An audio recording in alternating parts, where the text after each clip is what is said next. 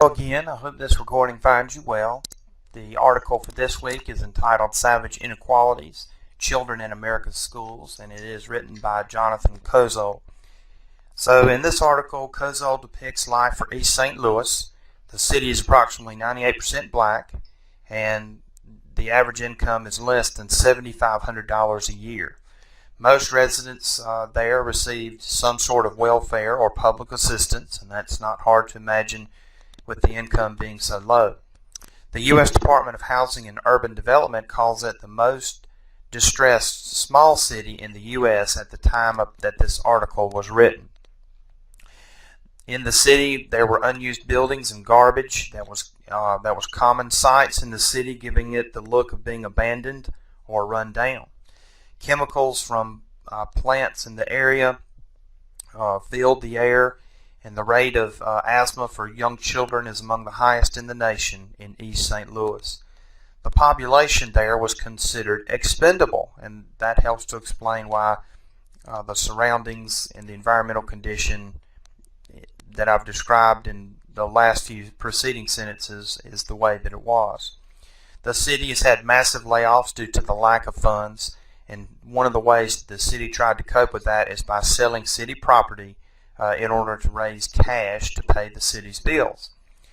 The city was mortgaged up to its eyeballs, and the property taxes was one of the highest rates in the state of Missouri. City collection of garbage has ceased. Rats and flies find this particularly joyful, and the rats have grown as large as puppies, as recorded in the article. Health officials are confident that the worst is yet to come. The railroads haul chemicals throughout the town, and spills are common. Raw sewage backups are also a common sight in East St. Louis.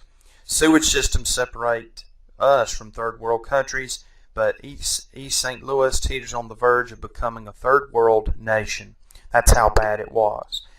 Warnings on the outbreak of diseases are common for residents in this part.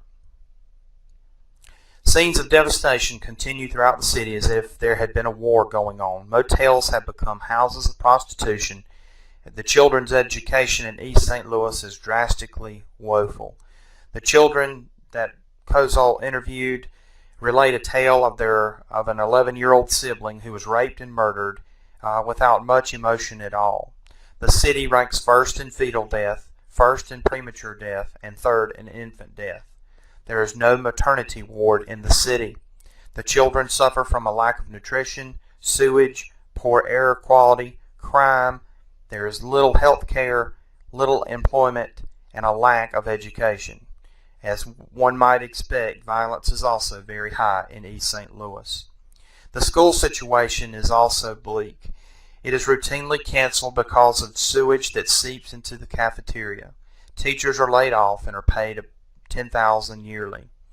Teachers are often warned that their pay will be cut in half to help solve the city's fiscal crisis.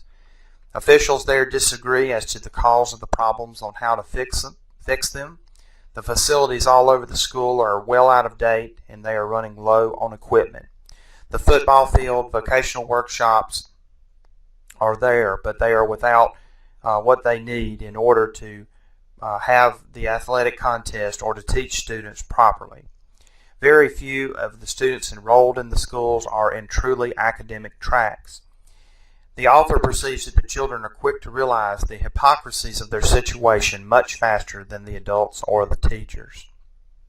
In meaning that if school is the way to succeed, then why do we see such a shamble condition of everything related here in the school to help us to succeed? Now, the author takes a trip to a New York school to see how it compares, and it is 180 degrees different from what he saw at East St. Louis. Kozol travels to New York, where that school is in a much better condition. This New York school has more than the necessities when it comes to furnishings and equipment. Most of the student population is white compared to black for East St. Louis. Teachers make more, and the expenditure per student is approximately $12,000, subsidized by taxpayers. The New York students that were interviewed by find that financial differences in school districts do matter. racial integration would be met with strong opposition there from the adults. And poor children would probably still fail even if they had the same resources. The New York students realize that this is unfair and things should change, but they don't know any personal benefit to them, and they seem reluctant to offer solutions or to become involved. Then a debate ensues, much like current times right now when we talk about this very same issue on a national scale, of who should pay to make things better for children in schools such as in East St. Louis, or communities very much like that in East St. Louis. The New York students, without too much argument, will say that it is unfair, but they are more divided onto the cause of the problem, the solutions to the problem, and who should pay for trying to make things better.